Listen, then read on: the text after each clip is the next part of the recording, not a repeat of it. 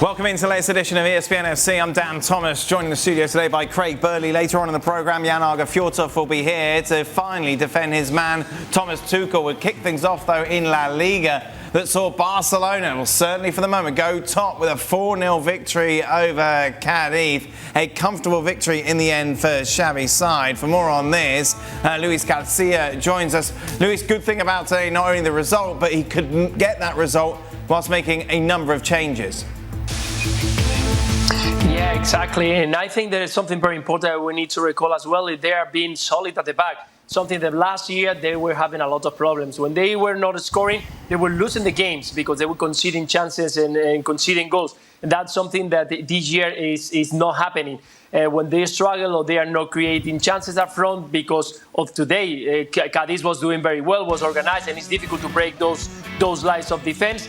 They don't concede. They manage to hold and to control the game from the first minute to the last minute. And that's something that I think Xavi is working a lot. And also because of the new players, we've seen that now today was Piqué, Araujo and Bellerin, but we've seen other days Araujo with Koundé or Christensen or Eric Garcia. So there is a lot of options that Xavi can use at the back. And that's something that is going to give this Barcelona that consistency that is needed. Because up front, we all knew that they will have create chances, and they will have goals with Lewandowski that it looks like he's been playing for Barcelona for his whole career. Yeah, talk about hit the ground running, Craig. Again today, wasn't even on for, half an hour. He gets 2 assists and a goal. Yeah, but I mean, I suppose we're going to, in terms of the defending, there's been some clean sheets. And Lewandowski, unsurprisingly, has hit the ground running, and all the sort of supporting act are fit. You know, Torres is fit, Ansu Fati's fit. Rafinha's in, he's come in, he's settled pretty well. It's not been spectacular, but it's been good enough so far. Hit the post today in the first half, had an assist in the second half. Bigger games to come. Dembele has continued the good end to the season, contract settled. He's the Dembele that we've come to expect to be performing consistently. However, apart from maybe the Sevilla game, where they did keep a clean sheet, were under a bit of pressure early on, we're really going to find out about this defence, whichever 4 it's going to be, or 3, in this Bayern Munich game. Yeah. And I know Bayern Munich have tripped up a little bit of late, domestically, with a couple of draws. And yes, Barcelona played Pilsen in the Champions League and got 5, but they're the whipping boys in that group. They have Inter and they have Bayern. And this is going to be, I think, the big question, answered or not answered, potentially on Tuesday the game? Tuesday's the game, yep. Is to, okay, talented squad, lots of transfers, very exciting, scoring goals at the other end, but can they contain Bayern? Bayern, who did rest some players today. Mane was on the bench, Sané was on the bench, who has been playing well recently and has looked sharp. But that's going to be the big test for them. We know Barcelona will create chances. We know that. And against better teams who are more open, maybe they'll create more chances. But can they stop it at the other end? And I think Bayern, it's all very well, Valladolid, Cadiz, Sevilla was the better team, Pilsen in the Champions League. But let's talk about them after they've played in midweek. If they keep a clean sheet or they get a good result, and they're able to come out and you sit back and you go, well, that was a real big test for them, and they've played well, they've managed to go toe-to-toe with Bayern Munich, then maybe we'll be able to answer some more of those questions. But, I think Cadiz, 4-0, 9 changes, bottom of the league, it's hard to gauge. The headline, though, from this game won't be actually what happened during the match. It's what happened in the stands. And there is one photo which is kind of depicts brilliantly how quickly everybody moved to get the help to the fan who we now know had a heart attack.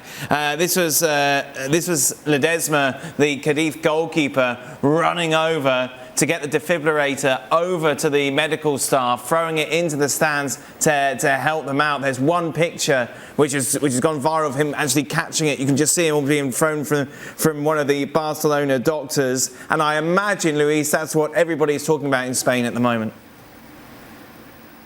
Yeah, exactly. It's been a big concern, of course, how this person was right after all that situation happened. And I was just amazed the way that Ledesma deal with the situation. It's not easy. Of course, all the players have been told how to do a PCR on the pitch, how to react to this kind of situation. When it's a teammate, those first steps are key to probably the situation of anybody in the next few minutes. But that reaction is just magnificent. I think that all players are used to take a decision under pressure, but Ledesma was brilliant today. And those seconds where you have to decide, I'm playing a game, but something is happening in my back, and the best way to do it and the quickest is me to go and run and don't call anybody because there is a misunderstanding. I go, I know what is happening, I take the decision, and I run back to throw the kid. Probably Ledesma today saved the life of that person, and well, I think that's magnificent.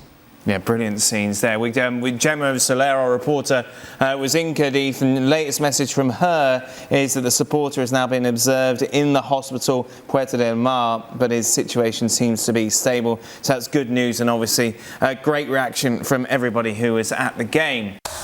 Elsewhere on Sunday in La Liga, it's all about Real Madrid against Mallorca. Madrid with a chance to go back to the top of the table. But the big story, of course, no Karim Benzema after picking up that injury in Scotland. Well, I'm not laughing at that. I'm laughing at the picture in the front page. Last train for Hazard. This is it. Last chance saloon. He will start.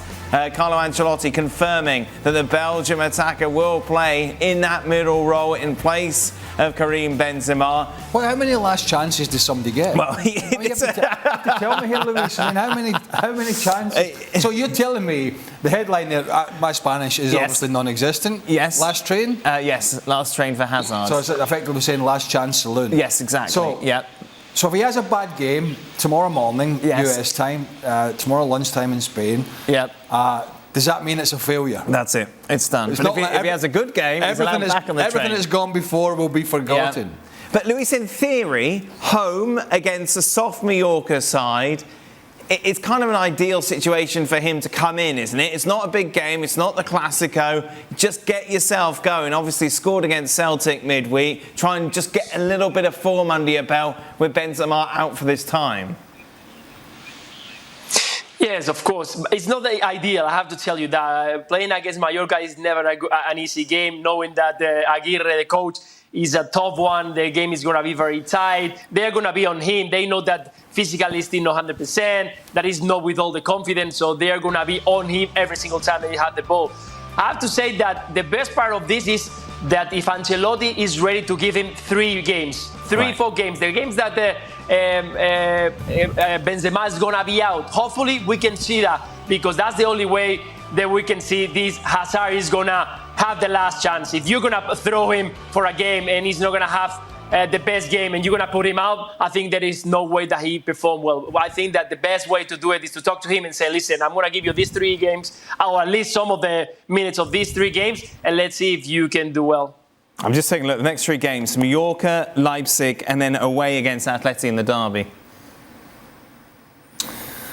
Well, listen, there's no manager has talked up Eden Hazard more in his tenure as manager than Ancelotti himself. Well, he's had no choice, has he? What's he supposed to do? I mean, almost every press conference, he's doing great, and he's looking fitter than ever.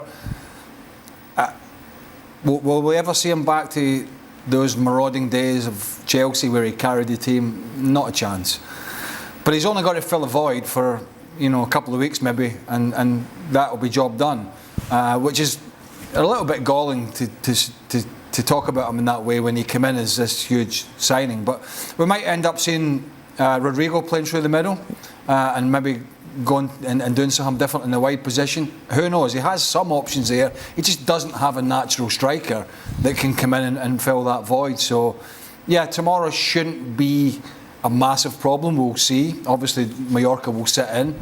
But yeah, I mean, the guy's had so many lives at Real Madrid. It seems that everybody's desperate for him to do well, even to the fact that when he came on a couple of weeks ago, they were handing him the penalty take, and he missed the bloody thing. Well, yes. So he scored midweek, though, didn't he? That was nice. There you go. He had no choice. He came in when Benzema went off. He missed a sitter just before half-time, and then he got... I'm trying to paint a positive picture. Well, you didn't have to say he missed the sitter or missed the penalty. He scored a goal. That's nice. Good. moving forward, we will, of course, be looking back, as we say thank you very much to Luis. We'll be looking back at that clash between Real Madrid and Mallorca on the next edition of the show. Be sure to join us. 3 draws in a row for Bayern Munich in the Bundesliga after on Saturday they could only manage a 2-2 result against Stuttgart. Kind of punished a bit, they made some changes, Craig, obviously. Well, made some changes, took Sané and Mane out of the team, so that certainly weakened them. Yeah, it most certainly did. So more drop points, and just taking a look at what that means. We also saw Tell's score, the youngster, of course, who joined Bayern in the summer, become the youngest ever goal scorer for Bayern in the history of the club. That not enough, though, for them to get the win. They are level on points now with Hoffenheim, Freiburg and Borussia Dortmund. Thomas Muller not happy after the game, saying today, I'm angry for the first time this season, angry at ourselves. It doesn't matter if we have a big game midweek. With our current situation, you have to give it your all to the end. We have to take a good look at ourselves. Jan Aage Fjortoft is with us. Jan, was this just a case of Bayern taking their eye off the ball and getting punished for it? Yeah, they have trouble killing games. They have trouble scoring goals. And when Julian Nagelsmann and the team got to ask, do you miss Lewandowski? They're getting madder than they did after this game. But after 1-1 against Gladbach, 1-1 against Union Berlin, and now 2-2 against Stuttgart, there is a mini crisis. If it wasn't for that Champions League game against Inter, where they look very convincing, winning 2-0. But as the game is coming up now on Tuesday against Barcelona, Lewandowski coming back, they got enough chances, Dan. But they are sloppy at the back. We've seen that before. There was a bit reduced team, as Craig was saying today, with Mane and Sané out before this game. But the only thing that is stable in the German league is that when Bayern have trouble, the challengers, they are kind of not doing their thing. So Dortmund is always back there. So Bayern went 1 point ahead of them today after they're losing against Leipzig. So they're still confident, but you know, the standards they've set up at Bayern, 3 draws in a row, is not acceptable. Jan, is this just simply complacency? I think it is. Well, it's hard to say because everybody said they had a fantastic transfer window. They got Mathis Tell, as you said, the youngest ever Bundesliga scorer, after being the first the youngest goal scorer ever in that cup game. And he's going to be fantastic. He's 17. Musiala is 19. So you had the right goal scorers today. But after you saying that transfer window being so good with De Ligt and getting Mane in, you still got to get 40, 50 goals replaced. And the thing is with Lewandowski, and we said it in another show, I think he was involved in 14 equalizer or 1-0 goals last season. And that's something to do with the rhythm of the team, because it's easier to be good when you're 1-0 up. So Lewandowski do that, and Mane is a fantastic signing for them. Great ambassador, everybody loves him in Germany, but he will never score 50 goals for them, will he? So they have to change it. But try it, Dan, when you meet Julian Nagelsmann and ask him if he miss Nagelsmann, you can see a mad, angry young Nagelsmann then. Oh, I have no sympathy for any of these teams. I mean, the game's gone. I mean, where are we? September. Not even in mid-September, and we're resting players already. You know, Sané and Mane. We saw 9 changes for Barcelona. They got away with it because they were playing Cadiz, bottom of the league. You know, we see it in England. Oh, we need to rest. We're not playing our strongest team today. We have a Champions League game in 3 or 4 days. It's September. Why are we rotating our best teams at this time of the year? Well, they're preempting, aren't they, this run? I mean, what a load of nonsense. We have a World Cup coming up in November, December. Here's the facts. At a World Cup, these players are going to get a rest. They're not going to be playing Sunday, Tuesday, Saturday, bum, bum, bum. It's not happening. So if you're not at the World Cup, you're getting a rest. And if you're at the World Cup, you're training less and you're playing less. So what's all this leaving Mane out, leaving Sané out, I mean, Jan, come on. We're in September, man, for God's sake. No, but I think, yes, rotation may be so, but it's also when you have that kind of squad that Bayern got at the moment, they got so many players, especially going forward, that they have to give them some games. I think it's more of that you have to keep them happy somehow. So I think it's that as well. But I'm 100% with you, Craig. I think that Bayern should start taking this serious now. Although Freiburg and Union Berlin are not expected to win the Bundesliga, but I think that Bayern, when you know how things are rolling there, they should start winning some games as well now. But they have a big problem killing games. And back to you guys on introducing Robert Lewandowski for Tuesday, coming to Allianz Arena. Oh, yeah, what a game. I mean, all these managers and coaches are going to be moaning like hell. Do I think a World Cup in the winter is good? No, I don't. I think it's a nonsense, right? It's far from ideal. But spare me, everybody's going to be tired. Yeah. The World Cup, for the most part, the training will be a jolly up, right? They'll not be. Yeah. They'll not be. We've all played in these. Most of us have played in these tournaments. You don't go there and get hammered. You just go there and gradually prepare for a game. Right. Right. And then you play, and then you got 5 days, a week's rest, whatever it is. Right. So it's actually going to be a rest period for a lot of the players, and then they'll come back, and there'll be a brief period, and then they'll start again. So honestly, it's just the game now is man-made for excuses. Right. Right. It's man-made for just people to make excuses. I get sports scientists and all that. I understand it all, but they're the bugbear of telling people bad news before it's happened. Wow, that's going to. Oh, he's going to be. He's been flying.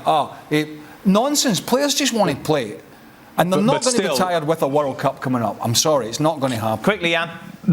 No, I'm just saying, but still, that Bayern Munich team went out today should beat Stuttgart. That was a great team in every position, national players. So there couldn't be an excuse for Bayern in this case. I think that Bayern is just showing at the moment in the Bundesliga, they lacking that goal scorer, they're lacking that number 9, and they're lacking that rhythm in the Bundesliga, although they were good at San Siro in the Champions League. Not a bad start to Marco Rose's time in charge of Leipzig, beating his former club Borussia Dortmund by 3-0. So he's scored a great goal. We'll be hearing from him in a moment. But this is what Timo Werner had to say first. Marco Rose at RB Leipzig, his first game today. What did he do differently in those 2 days, and how did you experience him? I think it's nothing new how the style of football is. He wants to play, and I think it fits very well to our players. And I think how we played today, how much courage we brought into the game was very special. And I think the manager is proud of us today. We have to have a look at your goal in the 45th minute. A real belter, a real nice one. What went through your head when you took this shot? I always get from the teammates, like, they know how I can shoot, and I have a small feet. This is also helpful. And always before the game, they come to me and like, shoot, please shoot. And I was like, sorry, I'm gonna shoot. I have really small feet. I didn't know that was an asset. Well, but you're useless. Oh, wow. But in the rest of his body, he's got something called talent. There you go. The new manager bounced. Timo Werner, you heard it from the horse's mouth. What did the new manager do different in 2 days? Nothing.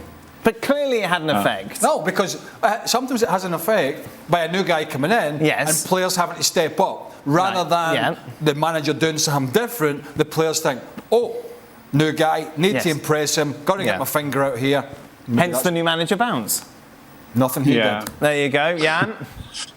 Yeah, but it's interesting. Marco Rose lives in Leipzig, a Leipzig boy, playing 3 games this week. He's starting with his former club, Dortmund, where he was fired. You should have seen the hugs before this game. I was just waiting for him taking out the knife from his back after that, because that was the same guys who fired him. And now he came back, and then midweek they're playing Real Madrid.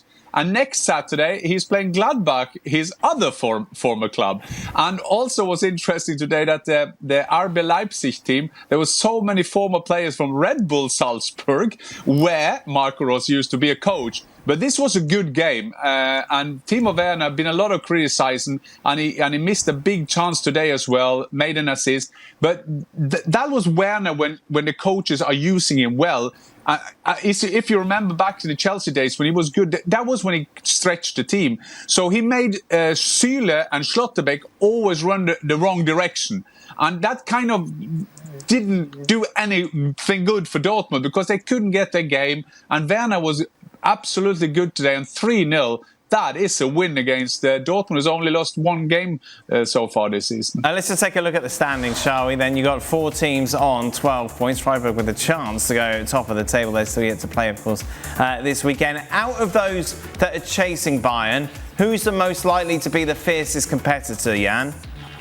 Well, it should be Dortmund. Well, it's not going to be Dortmund, though, is it? Really? No, and we can't start laughing now, but because Hoffenheim winning today 4-1, they won't be up there. Freiburg could because they're taking step by step, as do Union Berlin. But this is written, of course, is written Bayern all over them. After three draws in a row, they're still top of the league. So, but it was interesting, just a small note, Dan, today, when you saw the squad of RB Leipzig, they got a lot better squad than Borussia Dortmund, and that can make it interesting if Rosenau can get him going.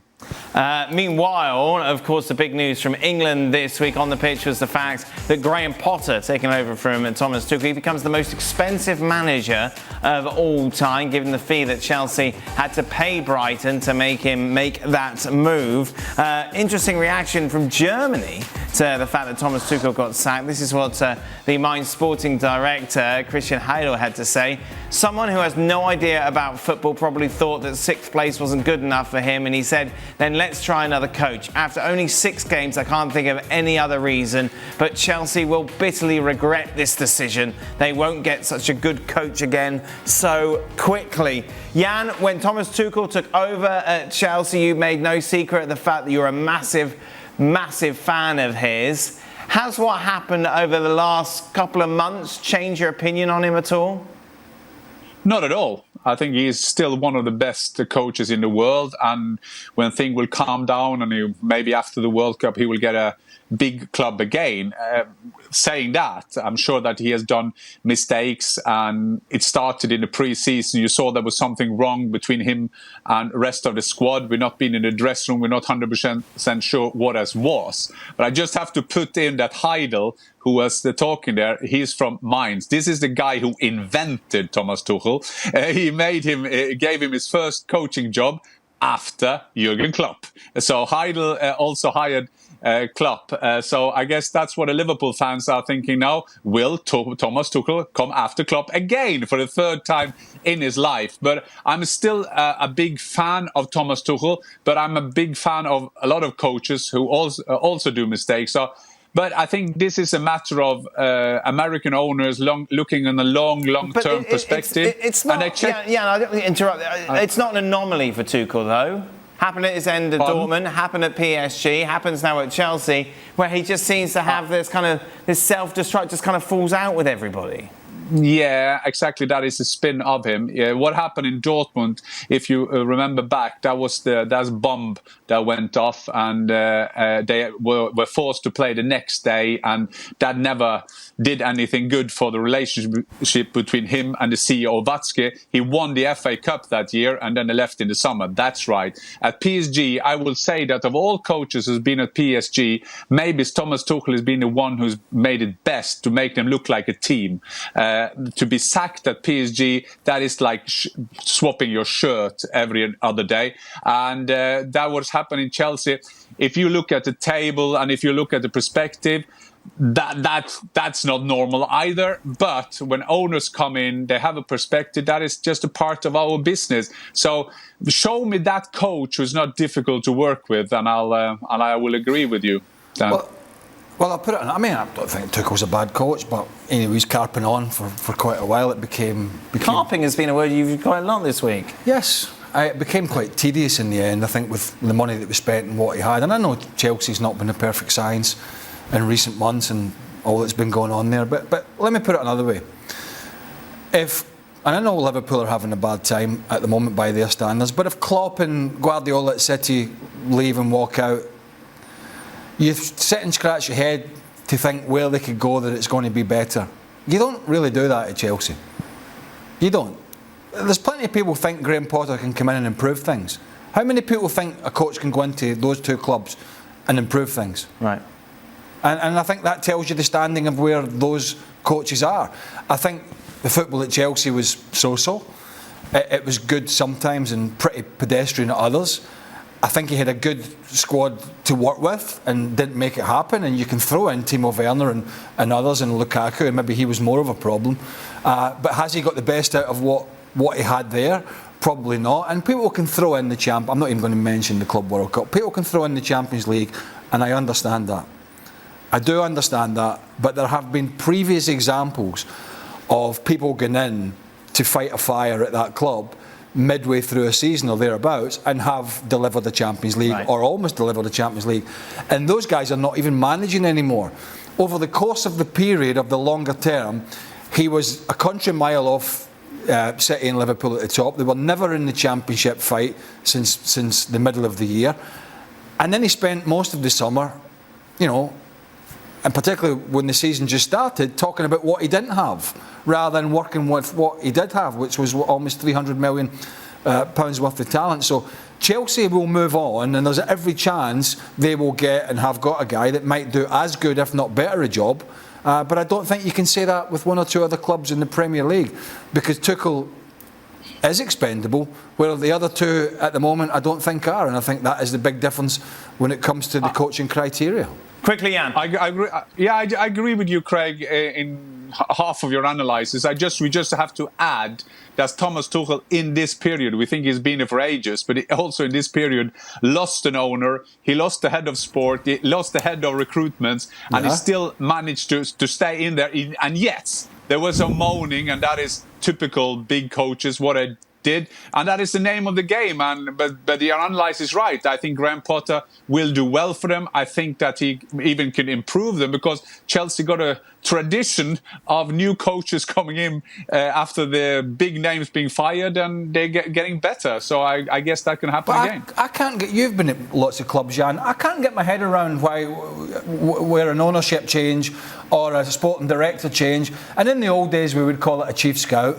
But if a chief scout left a football club and another chief scout come in, it would have no effect, a detrimental effect on the playing staff or a performance. So I can't correlate where directors of football and ownership change and performance on the field. Yeah, I mean, I agree, but the thing is, he wasn't fired after losing in Zagreb. I think that was something going on from this summer. I'm just saying, when we talk about his kind of press conference when he said, "I have nothing. I'm not sure what I'm going to do." I'm very consistent that he has done that because he was frustrated because these new owners wanted to do everything, but that is our game. Extra time, we'll see Jan return and answer some of your questions. As always, you can check that out over on our YouTube channel. Meanwhile, as you were in Serie A with the three big teams winning today, Napoli with a 1-0 victory over Spezia, same result for Inter against Torino. Meanwhile, 10-man Milan getting it done away against Sampdoria's Olivier Giroud scoring the winning goal, meaning that Napoli remain top of the table, level on points with Milan, Inter 2 adrift. Atalanta, of course, with a chance to go top of the table. They are in action on Sunday. For more on this, let's welcome in, shall we, Gab Marcotti. Gab, only one place to start today. What a crazy game that was between Sampdoria and Milan. Yeah, that was pretty wild, wasn't it? Certainly, Milan taking that early lead. They made a couple changes from midweek, but substantially, mostly the same 11. Care coming in at the back for Fikayo Tomori, and then the sending off. I don't know. I mean, a lot of people, including the Sampdoria manager Marco Giampaolo, who would later get sent off, had a lot of issues with the way this game was refereed. The two yellows for Rafael Leao, the second one coming when he attempts an overhead kick the guy lowers his head into it. Unfortunate, rash. Is he putting him in danger? I don't know. It certainly interrupted the flow of the game. And then later on, that man Olivier Giroud with the penalty, a VAR-assisted penalty, which I totally failed to miss. I didn't see the guy's hand at first, but hey, that's what VAR is there for. And the right decision in the end. And after that tough midweek European tie against Salzburg, Milan be happy to get back to winning ways, Gab. I think so. I mean, look, and this applies to every league around Europe. We're in uncharted waters here with, playing every 3 days, no time to go out and work. You just want to grind out the results. I think when you can, and they did that. But certainly, Lau now is going to be suspended, and it's pretty huge because, hey, look, guess who they have next weekend? It's Napoli, and they're going to have to go there without. Or they're going to have a host, I guess, Napoli, without effectively their informed player right now. Gab, whose 1-0 victory is more important today, Napoli's or Inter's? I'm going to say Inter. I'm going to say Inter because obviously, Napoli coming off that thumping of Liverpool in the Champions League, Inter coming off the home defeat against Bayern. Inter had already dropped points earlier this season. I think this was a game in which Inter created chances, but they did not play well at all. Funny enough, the guys who were dropped in midweek, like Barella, was crucial on the goal, setting up the Braz, Marcelo Brozovic. Great touch at the end with 2 minutes to go to score the goal. Handanovic making some big saves early on.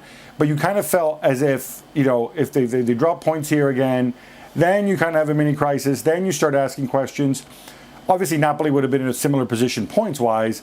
The difference is, weirdly, we're kind of used to Napoli dropping points at home.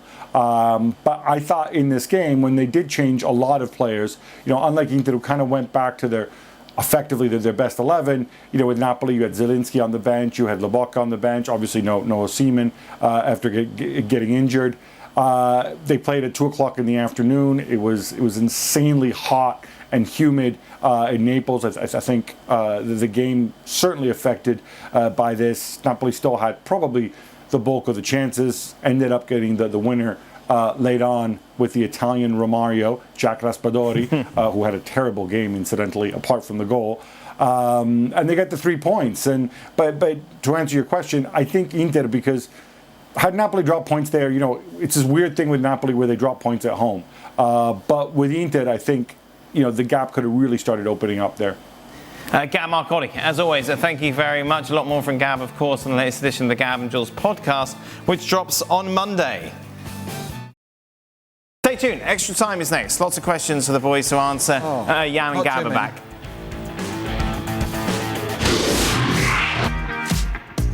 Come into the latest edition of Extra Time. Thank you very much, as always. What's that big groan for? Well, it was a late equaliser.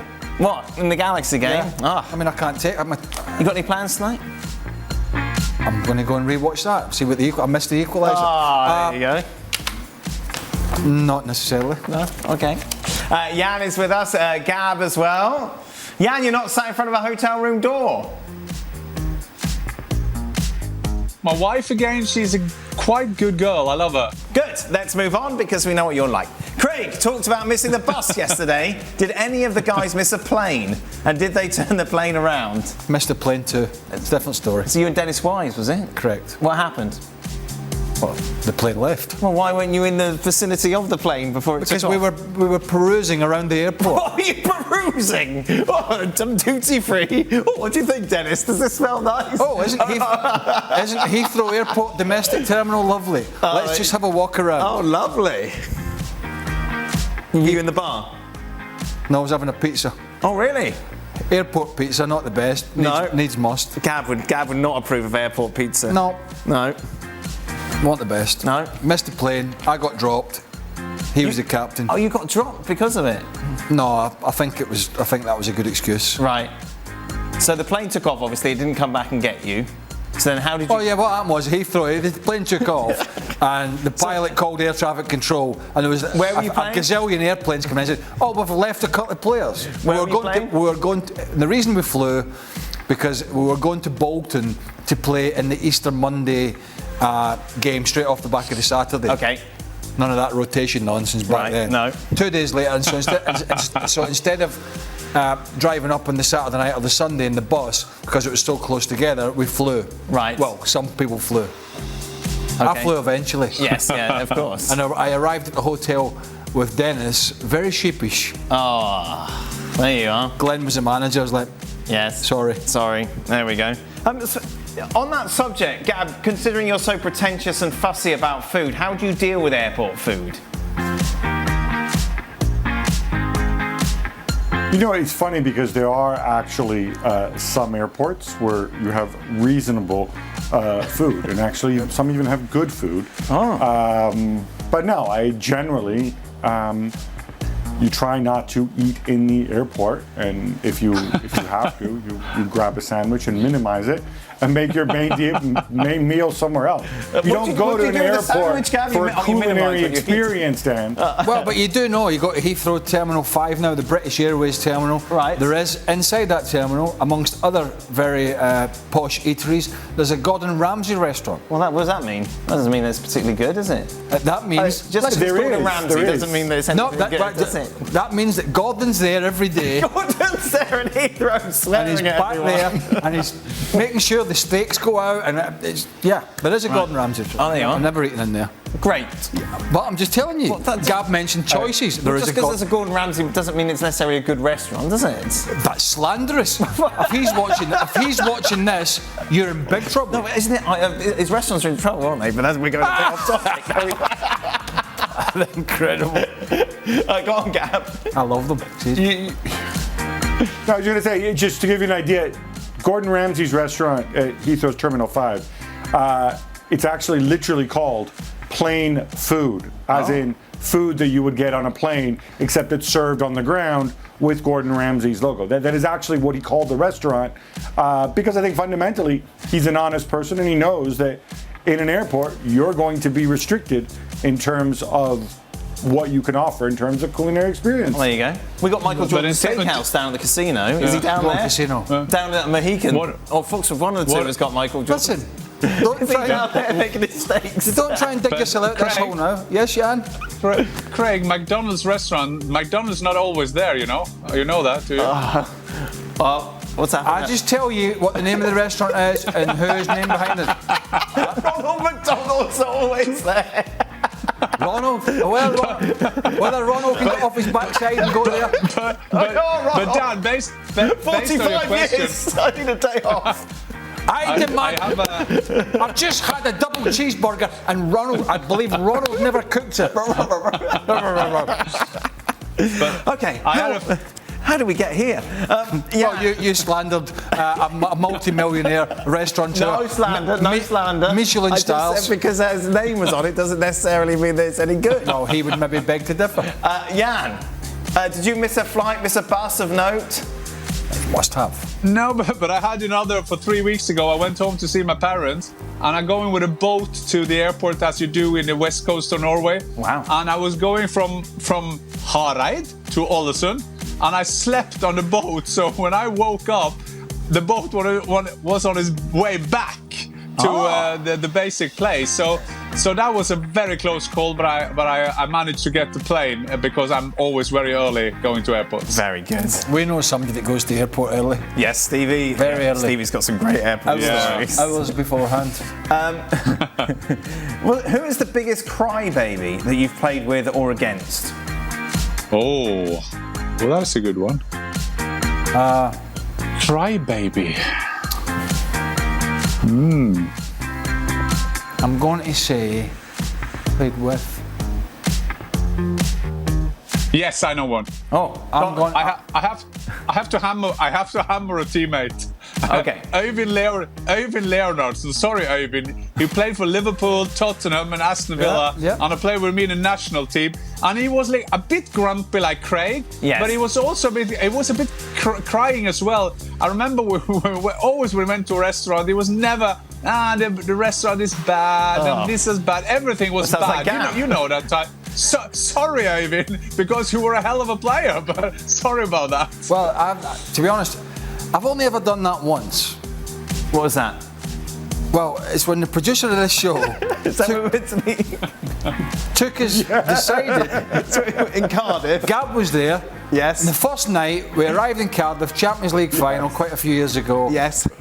Quite a few choices. And where did we We went to a smokehouse. a smokehouse that you could throw a stone from the hotel. Yes. Yeah. Gab, didn't you have a peanut butter mark? What did you have, Gab? There, I remember you licking the glass clean. Oh. It was such a surreal place. Yes. That, like, we would go to this sort of faux American barbecue choice in Cardiff. And I know that Craig really wanted to get a curry or some proper Italian food, which I think we ended up going to the same Italian restaurant every other night after that. And it's almost like the producer, to punish him, said, ooh, let me take him to the smokehouse. Yeah. That trip haunts me, not for the reasons that you think. I won't mention that. I travelled with the aforementioned producer. Right. I kind of thinking back now, I reckon somebody put me up to it. Why? What happened? Well, how come he ended up on the same flight as me? I don't know. Out in New York, and I had to pick him up at his house. Did you pick him up? Not driving. We had a driver. All expenses Why paid. did you pick him up? It was on the way from Connecticut down to his part of Connecticut. Right. On the way to the airport. So I picked him up, and I knew I knew it was going to be a difficult trip when he came out with his NYCFC tracksuit top. Yes. And backward hat? Backward hat. Yes. Rucksack with a badminton racket. Squash racket. The squash racket hanging out the end of it. And I thought, I'm travelling with this man. There you go. And then he took you to the smokehouse. What a lovely treat. You got to see Gab to try peanut butter. Walking on the plane with a squash racket hanging out the back. Okay. And guess what? He never played squash. Who's your biggest crybaby? Did we get to that? Ajo Berkovic. Why? I don't know, when he was at Celtic for a short. Ask John Hartson, he kicked him in the head. Yeah, I don't know. George Hartson. I didn't do you it. can't say that, Craig. Craig, that is the worst attack ever done. I'm not condoning it. I'm just telling you what's out there. He did do it. But I wouldn't have done that. But John did. Oh, good. That's good to know. For whatever reason. But he was a different character. Okay, here we go. Gab, what's for everyone? I'll start with you. Who is your favourite athlete from your country of all time? Ooh. Well, there's which country? So many I could Italy. mention. Gab's He's Italian. English. He's not English. He's Italian. From Look Italy. at him. Right. Yeah, okay. Yeah, I'm English. Easy there. No, I'm actually going to go with Pietro Minea, who set the 200 meter world record, I believe, in 1979. And it's one of those records that 19.72, and it stood until Michael Johnson, I think it was, pulverized it. But that record stood for 25 years, something crazy like that. It's just not supposed to happen that way. A very nice man, incidentally, became a university professor. I had the privilege of meeting him many years later. Oh, I'm sure he says the same. Craig? Do you have an Italian passport? Oh, God. Gab. Who are you asking? British passport, Italian passport. Yeah, I don't have It's one. the only passport. It's the only passport I have. You don't have you've got a British passport. Come on. Why would he have a British passport as well? Why not? No, He's got the obviously Italian not. one. Why would I? He lives in Britain. So? He's lived there for years. Doesn't matter. I've known that man 20 years. He's lived in Britain. Right, what about you? I've got a British passport. Right, favourite... yeah. What's your Hoping to have an American one at some point. If this show keeps... Favourite continues, that might... Favourite athlete Alan from Wells. Scotland? Alan Wells? You don't know who Alan Wells is. You're looking at Yes, 100 meter. At that point, I used to watch him. Sorry, can you acknowledge that I do know who he is? Even though you just said I didn't? He's not a sprinter now. Well, he's probably still fast. Alan Wells, dipping at the... Remember him dipping? You don't remember that. What do you remember? Jan.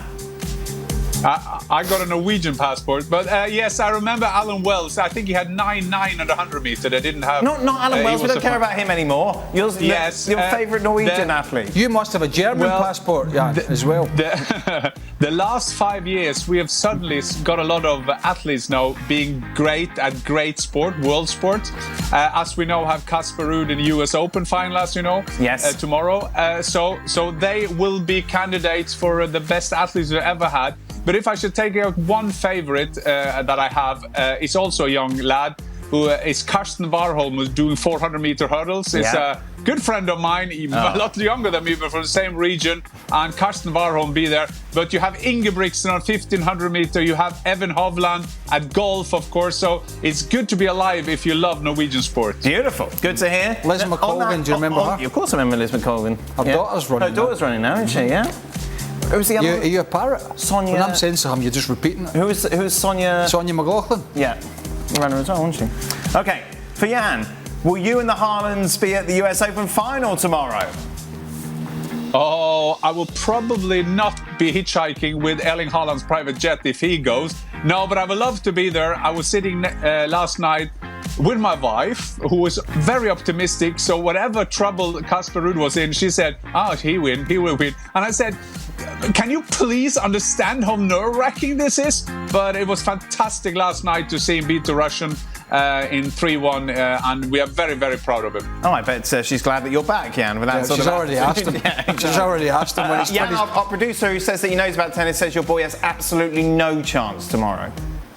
Against Alvarez. Yeah, I know, Pete. I was with the producer. We were texting last night when he was doing well. So maybe, but to add to it, boys, the winner will be world number 1 on the ATP ranking. So there's a lot to play on, not only big money. Well, there we are. He's a squash player.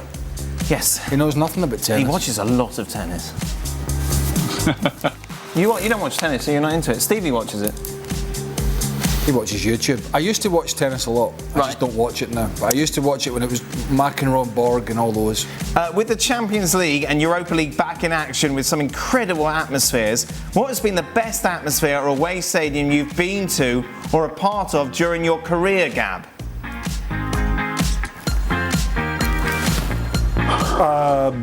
Well, the best stadium atmosphere I've ever been at internationally was the Westfalen Stadium, as they still call it, 2006 World Cup semi-finals, Italy against Germany. For pretty obvious reasons, it kind of felt like you were like in the belly of the German beast there. But man, atmospheres, incredible ones at Milan Derby. The one that stands out for me, just because I've only been once, whereas other great atmospheres I've gotten to experience more than once, is the Old Firm. Right. I was at Parkhead years ago and watched actually Rangers beat Celtic and win the title, or come close to winning the title. That was just unbelievable. But I'm sure Craig has lots of stories about that. Celtic Park, Gab. There you are. Celtic Park, Gab. Maybe it was Parkhead back in the day when Gab was there. Celtic Park is a great arena. Honestly, is a great arena. But I have to say, and I've told you this, commentating the game in the San Siro, the Milan Derby, that was, even though the stadium's pretty old now, the unbelievable atmosphere. Fantastic. Jan? I think that I will go to Westfalen Stadium. I went from sitting on a bench for Barnsley in the Championship, playing for Eintracht Frankfurt in Dortmund. That nearly broke me into tears because the atmosphere was so great. And in the national team, we played Scotland in '89 at Hampden Park when Scotland qualified for the World Cup. And the atmosphere was unbelievable. And a TV reporter, I will think I did Celtic against Malmö. And I thought that Liverpool fans sung "You'll Never Walk Alone" very loudly. But they haven't been to Celtic Park. That was massive. Do you think Barca can win the Champions League? Are you asking me? I'm not going to answer. Yes. Go on, Jan. You can answer with your Champions League ways. I put my glasses on. It's still the same question. Can they do it? Yes. Do I think they will win it? No. Gab? 100% what Jan said. Once you get to the knockouts, anything can happen, and there's enough individual talent. Are they the favorites though? No, they're not right now, but they're not far off. I don't think so. Gab, who would you wager your money on winning the World Cup? A South American team or a European team? Italy will win it. Ooh, that's a good question. Yeah, Italy, Norway playing friendlies throughout November with Scotland. I'm still trying to find investors for that alternative World Cup involving Italy, Norway, Colombia, Scotland. You know, we have the superstars, Holland, but why not? Anyway, exactly. But all right, if I was viewing this purely from a betting perspective, and I was betting my mortgage on it, I would have to say Europe, simply because they have many more teams in the competition.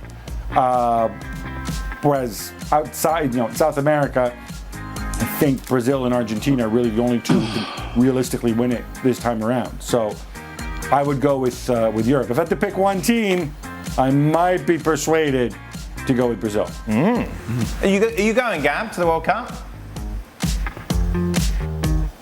Yeah. In fact, I think it's 70 days away, something like that. Oh. Right around 9.5 weeks away, Dan. Oh, good. Jan, are you going?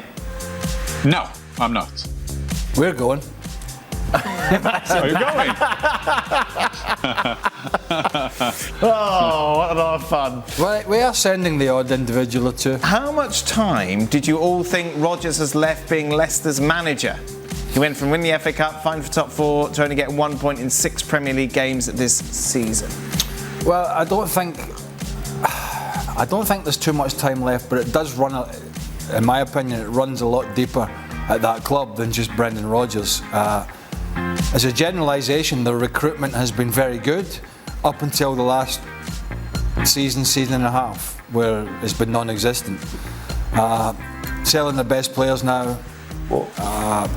I'm going to say, I mean, they still have a decent squad, don't get me wrong, but I'm going to say he's maybe a game or two away from them making a change. I don't think I would have said that 12 months ago, but I think it's quite close. Gab, but why are you getting worked up about this? No, I'm not. Look, I think what you saw with Leicester, very obviously, is, and then we see this all the time, right? Owners coming in, we're going to invest. I thought they really spent their money really well for a while. They spent a lot of money. And then last season, with all the injuries and one or two other things, it didn't quite work out, didn't go to the next level. And now, very naturally, these things are cyclical. The owners, I think, are saying, we're not going to keep throwing good money after bad. And so I think that puts pressure on Rodgers. And it does feel as if Leicester, I'm not saying they've given up on trying to break into the top 6, but they were on their way to potentially doing it. And now it looks like maybe they're going to go back to a different dimension, because those owners have spent so much money on that squad. People don't quite realize how much money, and logically, at some point, the tap gets turned off. That's it. That's the end of extra time. Before we go there, let's show you the late penalty that LA Galaxy got, which was left out of the highlight that we showed you. You can see here LA Galaxy on the attack. It's a handball there against Zimmerman. There it is. Yeah. Well, now that I've seen that, I know I'm sleep easy tonight. It's really close though, isn't it? Yeah. What about Hertha Berlin was no penalty? There you are. Jan says no penalty. No, I said Hertha Berlin was no penalty. Oh, okay. Well, we're not talking about that now, are we, Jan? We're talking about Ricky Pugh scoring the equaliser here for the Galaxy. That Stuttgart goal should have stood in Munich anyway. Chicharito definitely off penalties now for a long time. Yeah, why is he even taking them? Well, he shouldn't be taking them, should he? That sort of record. I'd like to see you in a fight with Chicharito. Well, lovely, good. That's a lovely thought to end the show. Why? Yeah, gloves, obviously. Oh, he beat me up. He's strong, isn't he? Athletic. It wouldn't be difficult. You're weak. Yes, I am weak. Yeah, but you just wither at the first thought of. Well, you have a lovely date night tonight, Craig. You enjoy yourself. I'm not going out. I've told her. That's it. You have a lovely time. I've just told her. Oh. I roll the wrist. Mike's alive.